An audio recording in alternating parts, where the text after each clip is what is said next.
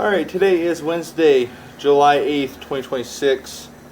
I am at 1336 West Selfridge Boulevard, Clawson, Michigan. At this time, we're going to be doing some camera work. Customer's been having issues with his sump discharge outside, just underneath the deck here.